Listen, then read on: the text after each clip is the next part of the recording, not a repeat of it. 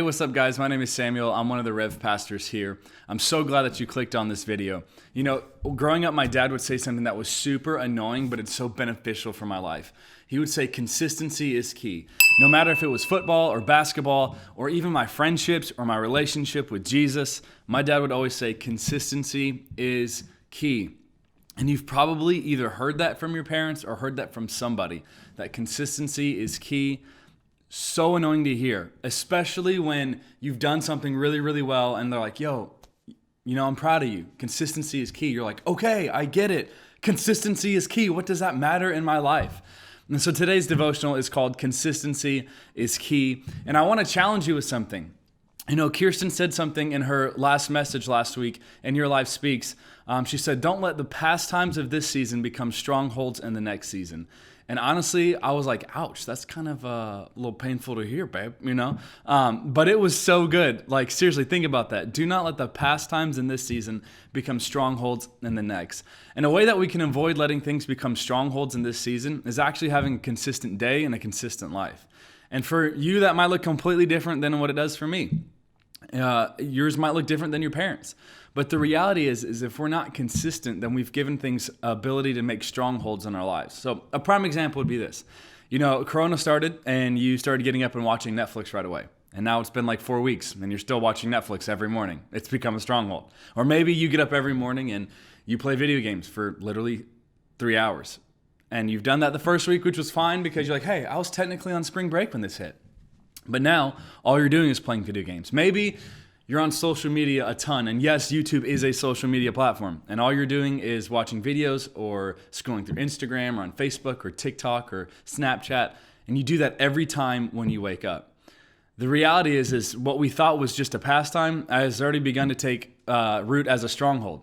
And you know, one thing that we can break strongholds with is if we're consistent. And I know it sounds so annoying and so cheesy, but consistency is really the key.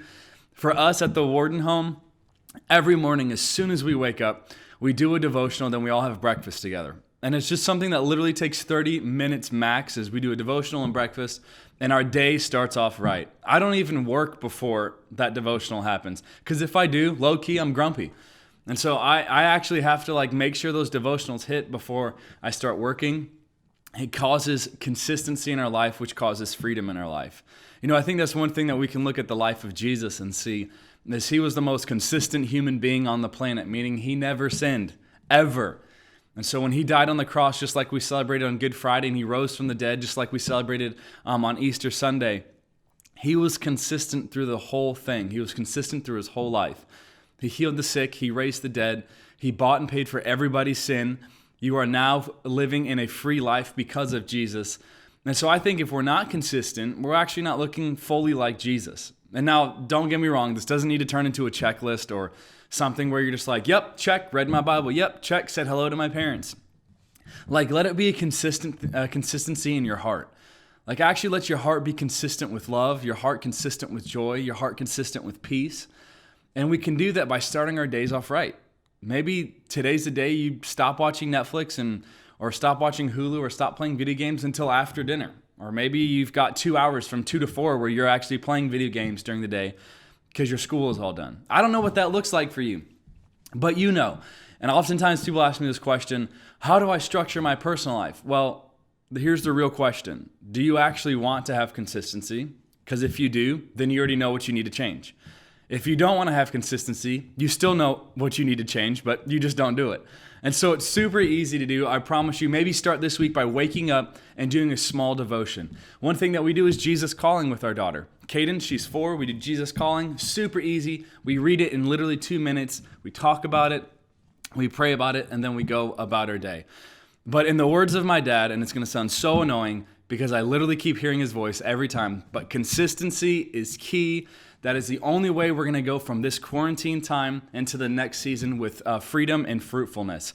So I encourage you, find something in your life that can be consistent and just start doing that. Maybe it's spending time with Jesus. That's how we start. Every day you're spending time with him. Maybe the next thing is every day you're at least eating one meal with your family and you're like, everyone, let's gather up. I want to eat lunch with us or dinner or breakfast or whatever it is. But consistency is key. And I promise you, when this whole quarantine season is over, because this is just a season, You'll have more freedom. You won't have any strongholds, and you have a bigger platform to talk about Jesus on. But hey, I love you. I hope to see you soon. Peace out. What up? The greatest day ever is today because it's Monday and it's Devo Day. Peace.